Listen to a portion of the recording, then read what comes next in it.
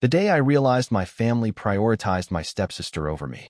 Before we begin the story, make sure to subscribe to our channel and never miss more incredible stories every day. Mom, I'm in urgent care, I said, staring at my swollen wrist like it belonged to someone else. They think it's fractured.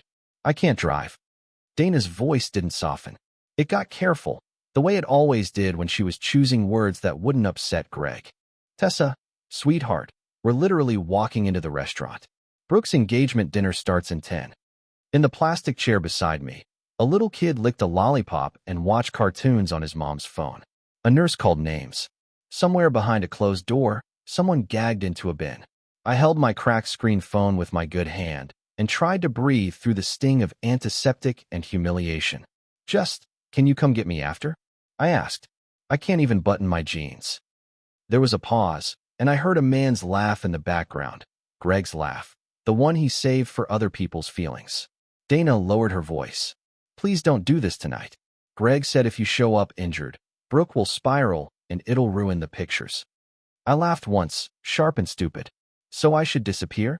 Tessa, she started, but I was already understanding something I'd been pretending not to.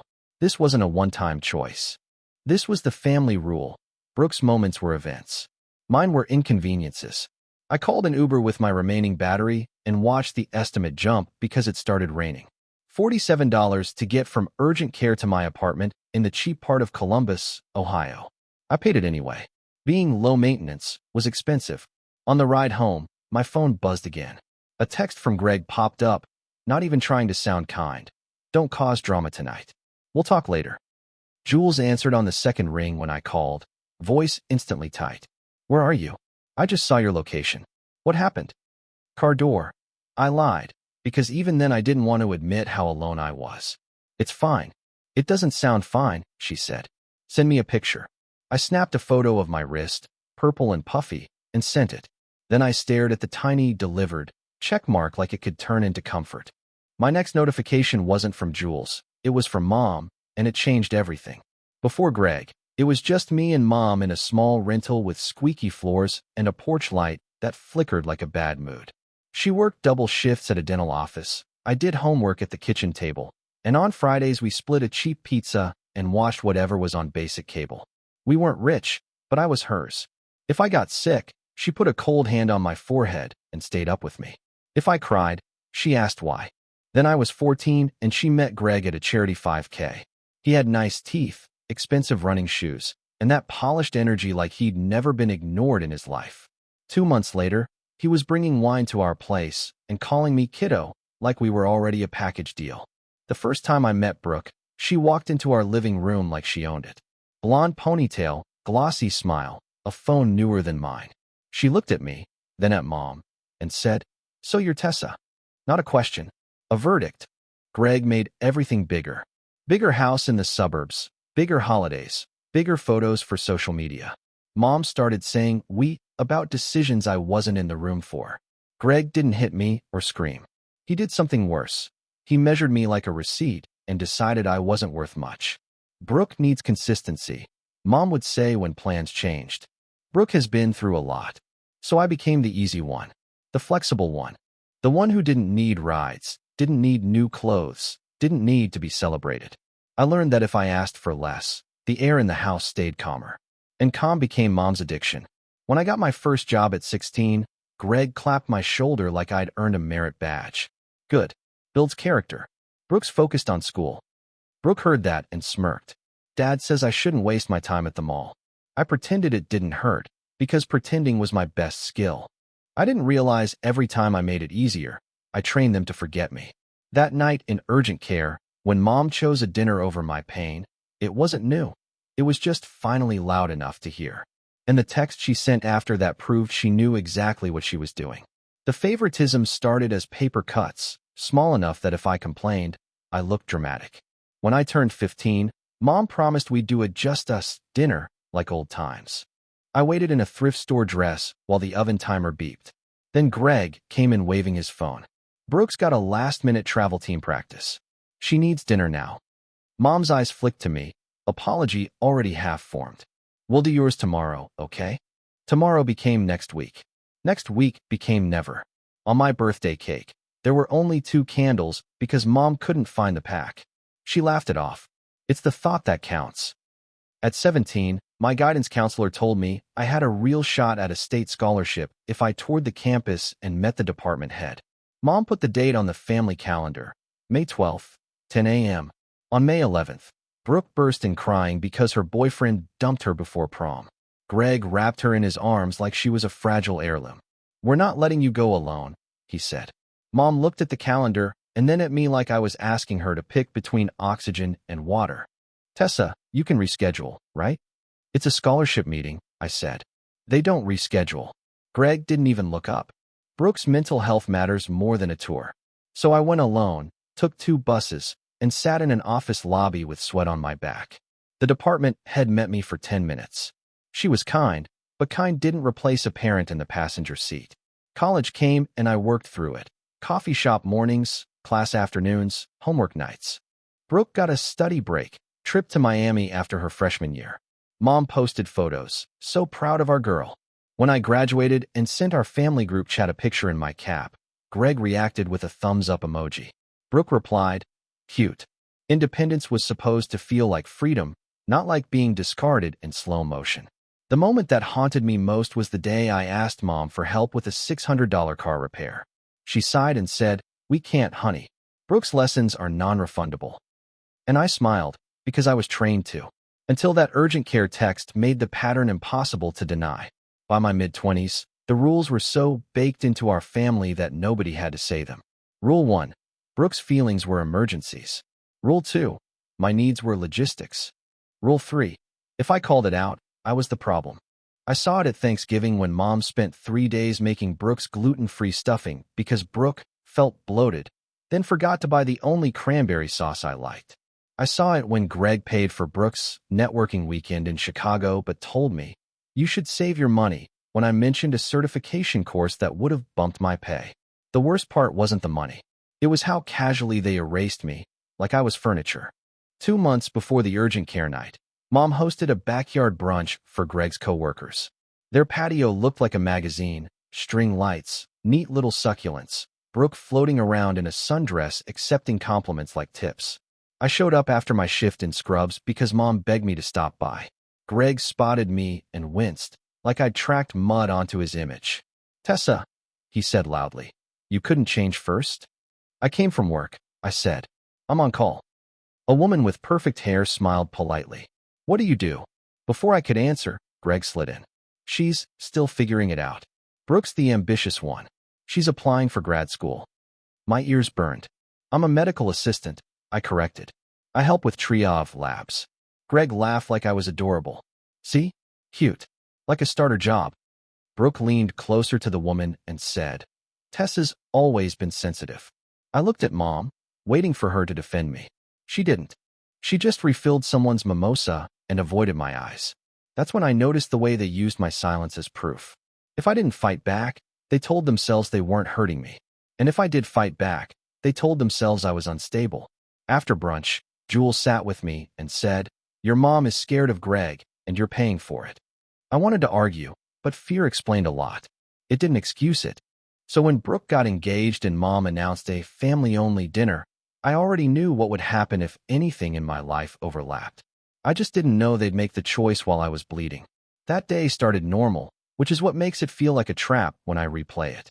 I worked the morning shift at the urgent care, strep tests, a kid with a Lego stuck up his nose, a man furious that Google says it's pneumonia.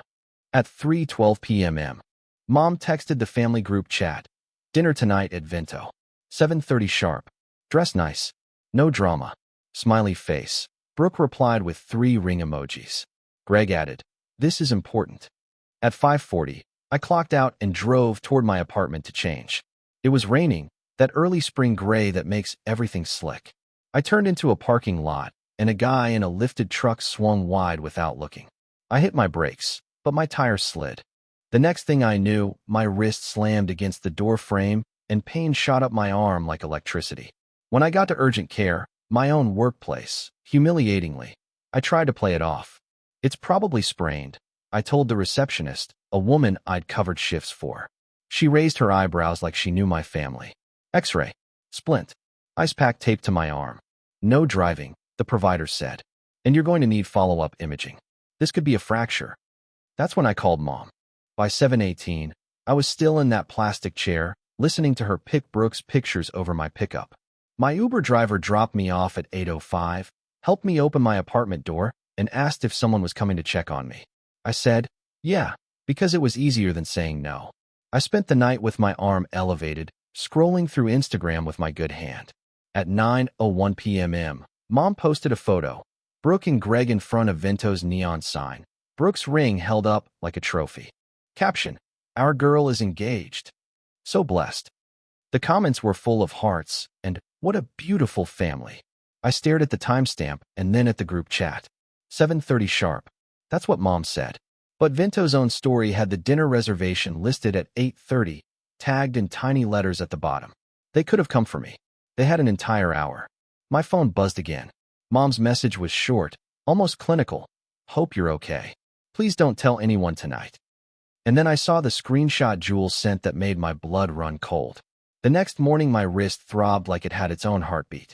I called Mom, not to scream, just to understand how she could hear me in pain and still stay at a restaurant. She answered on speaker. I could hear dishes clinking, Brooke laughing like nothing had happened. Morning, Mom said, too bright. How are you feeling? Why did you lie about the reservation time? I asked. A beat. Then Greg's voice cut in, calm as a customer service rep. Nobody lied. You're twisting things. I saw Vento's story, I said.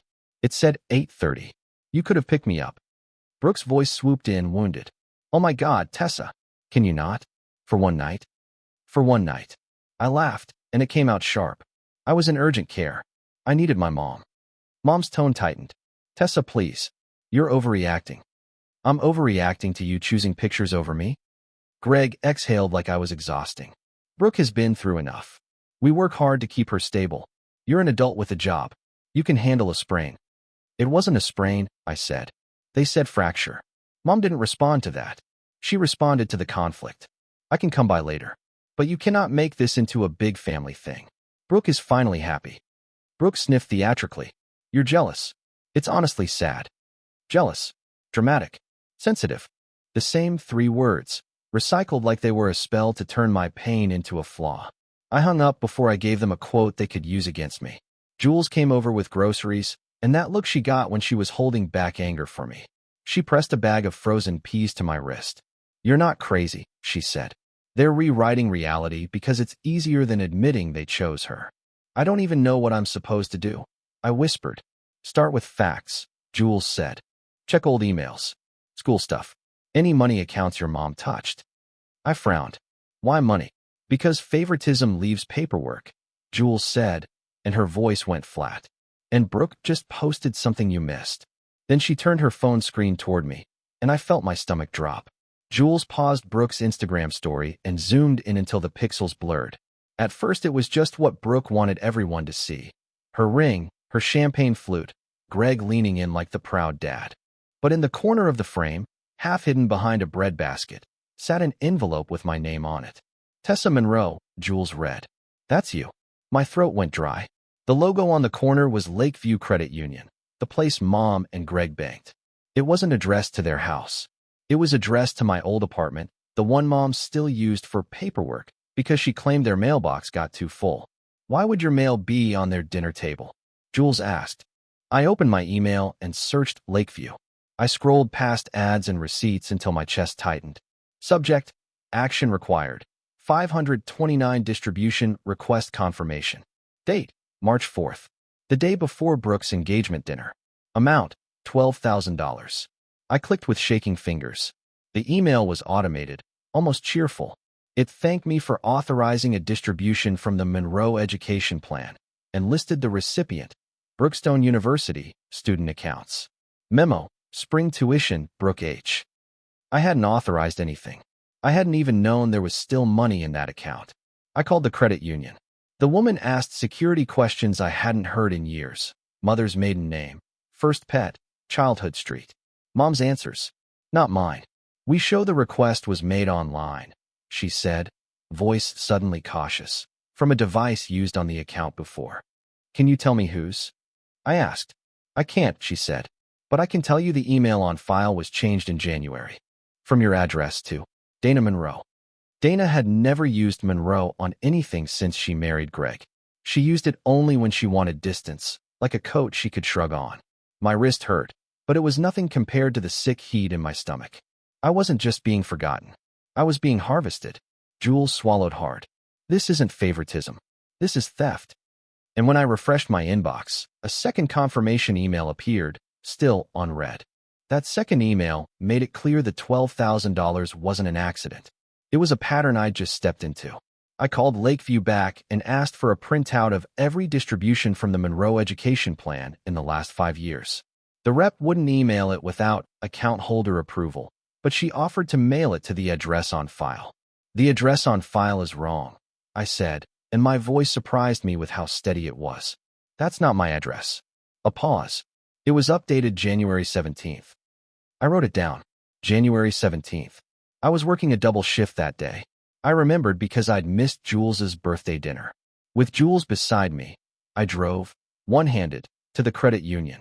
The lobby smelled like carpet cleaner and patience. I showed my ID, asked to reset the account email back to mine, and watched the rep's eyebrows rise when she pulled the file. There are multiple beneficiary changes, she said softly, like she didn't want to get involved. Show me, I said. The screen listed dates and amounts like little punches. August 22nd, 2020, $3,800, academic tutoring. January 10th, 2022, $7,250, housing deposit. March 4th, 2024, $12,000, spring tuition. March 5th, 2024, $5,000, special payment. Every memo had Brooke's initials or BH. None had mine. I asked the rep to print the change of email form. She slid it across the counter. It had my name typed at the top, and beneath it a signature that was supposed to be mine, loopier, slower, the kind of signature people write when they're copying. Jules leaned in. That is not your hand. At home, I pulled up my old college portal, the one I rarely opened because it reminded me of stress. Under financial aid, there was a note from 2018, parent contribution updated. Household income reflects remarriage. Greg's income had crushed my aid eligibility. They'd claimed me on taxes as a dependent, used me to look like a supportive family, and then told me to figure it out with loans. I wasn't just losing money. I was losing opportunities they'd quietly redirected into Brooke's life. Then Jules found an older PDF attached to a forgotten email thread, subject line, as we agreed. Inside was a one-page document that made my breath stop. The PDF was dated September 2016, 3 months after Greg moved in. Title at the top, Family Integration Agreement. Like we were a merger. It wasn't notarized. It didn't look legal. It looked like something Greg typed up to make feelings sound like policy.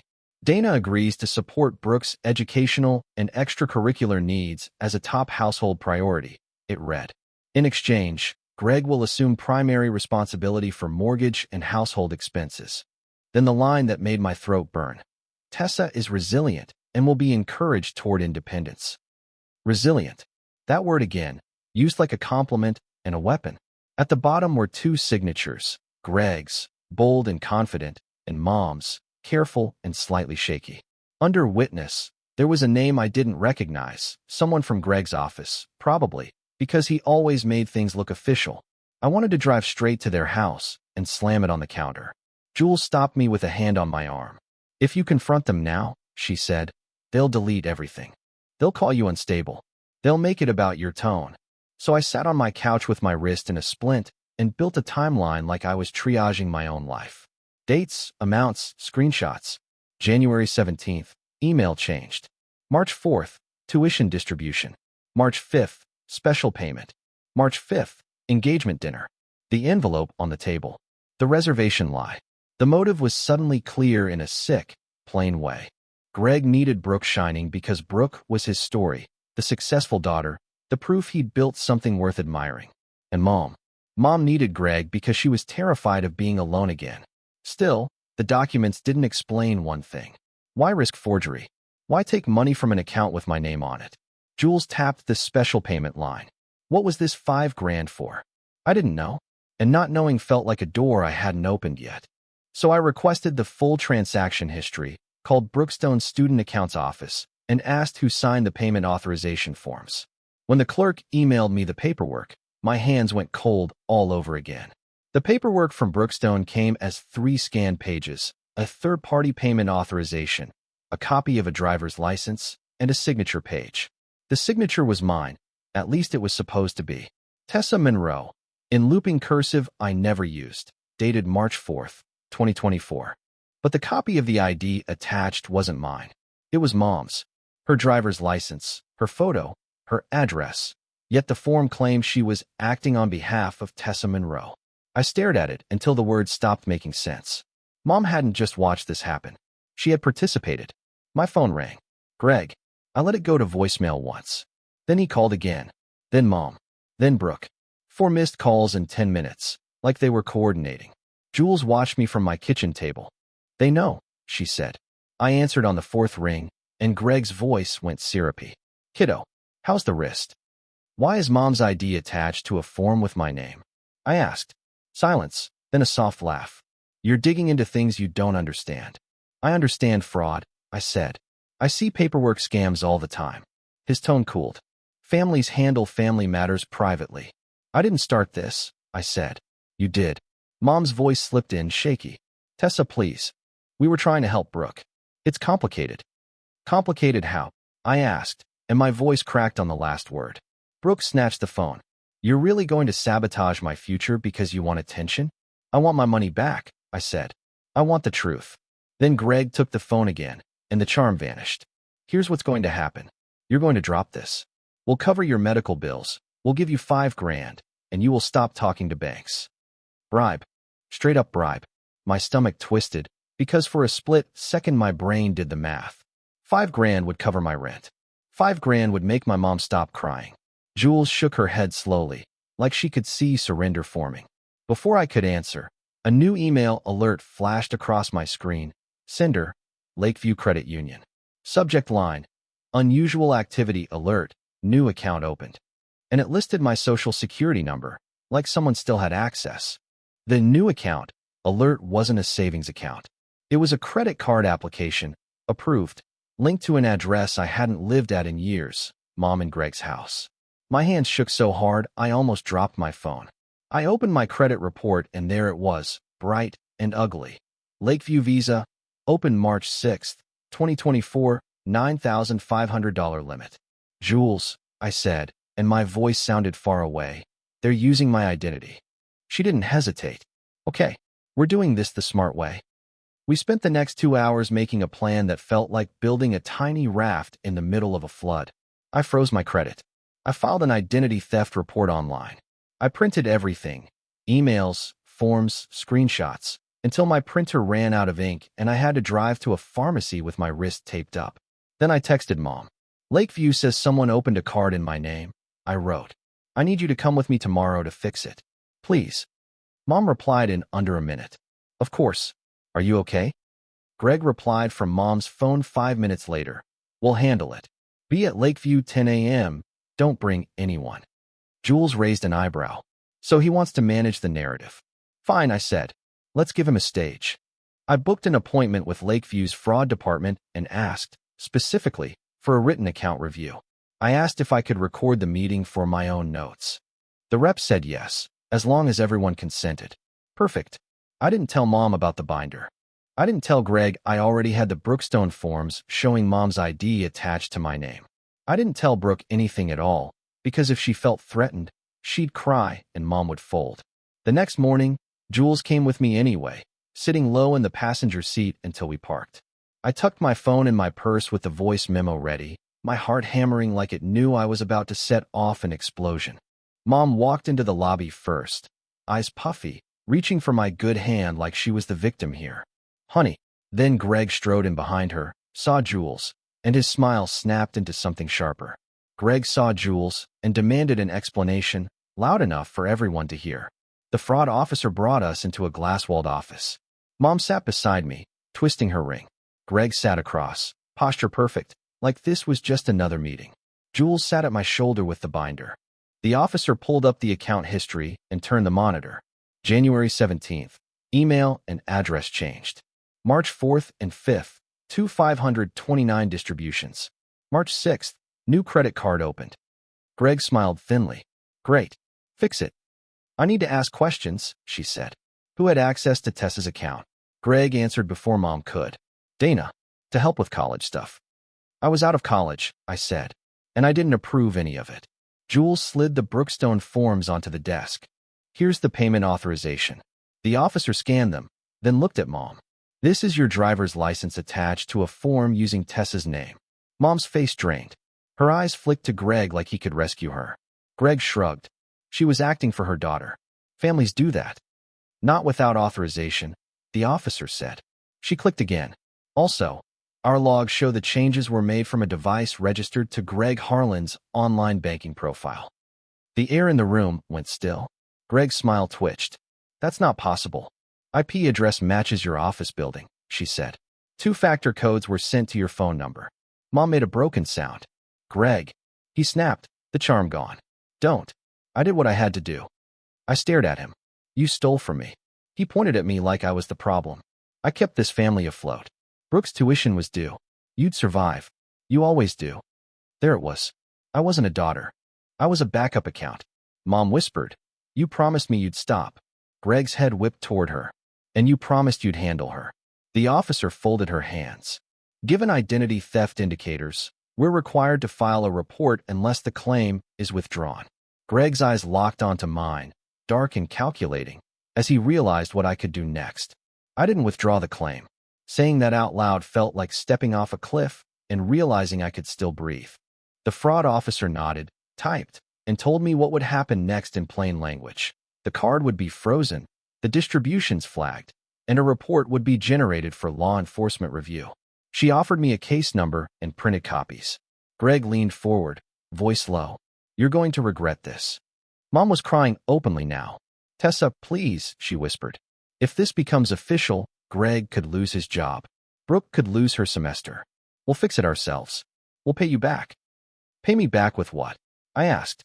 You already spent it. Brooke found out before I even got home. My phone lit up with calls I didn't answer, then texts that came in fast enough to blur. Brooke, are you serious? Brooke, my account is on hold. Brooke, they're saying I owe $17,000 by Friday. Brooke, you always do this. You ruin everything. I sat on my couch, wrist aching, staring at the all-caps rage like it was proof of how little I'd ever mattered. At work, I tried to function. I bandaged patients with one hand and smiled through headaches that weren't headaches. They were grief. My manager pulled me aside and asked if I was okay because I'd flinched when a phone rang. Jules stayed close. She helped me file the identity theft affidavit, helped me update my address everywhere, helped me change passwords I didn't even remember setting. Practical tasks, because if we stopped moving, I might collapse.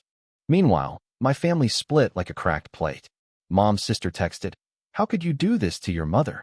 A cousin I barely spoke to wrote, "You're jealous and vindictive." Nobody asked why my name was on the paperwork. They just wanted the noise to stop. Greg tried one last tactic, a voicemail, calm and almost kind. "Come over tonight. We'll talk. Bring the documents. Let's be adults." Jules listened with me and said, "That's not a talk. That's a trap." I didn't go. At 11:47 p.m.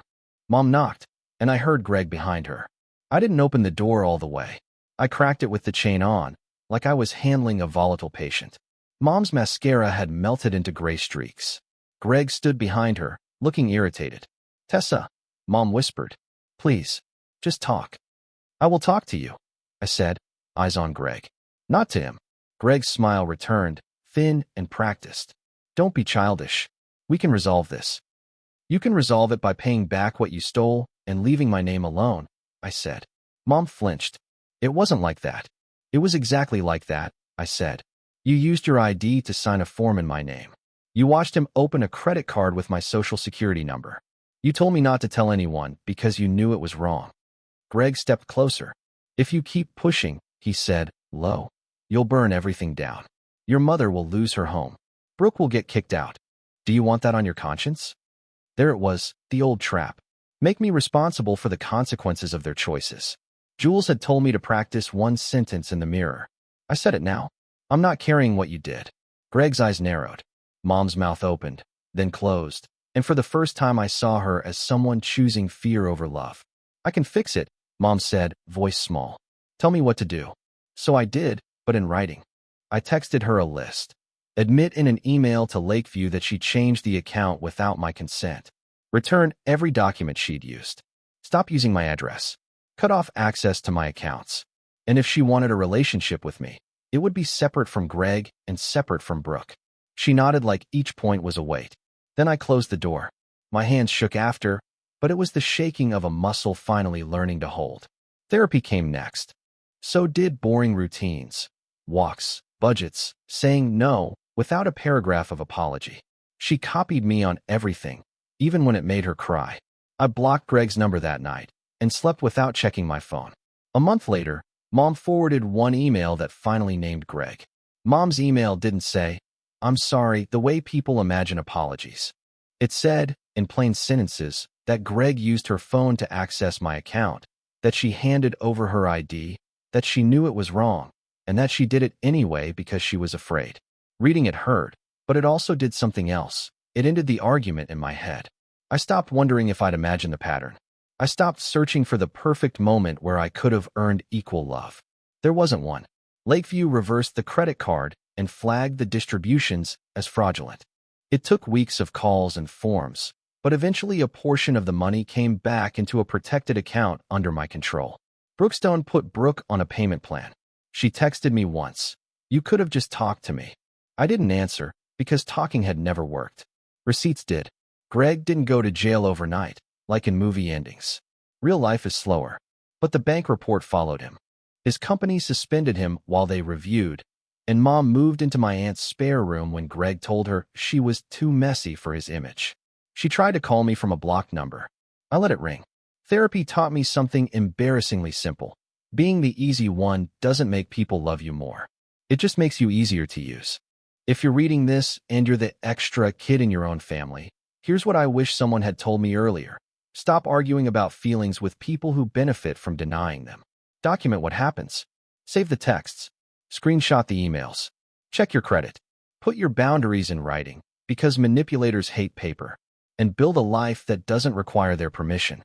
Last week, Jules and I sat on my tiny balcony with takeout noodles and a cheap string light I'd finally replaced.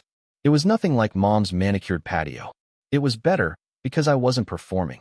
My phone stayed face down on the table, silent, and for once silence felt like safety. For the first time, I chose myself, and it felt like sunrise.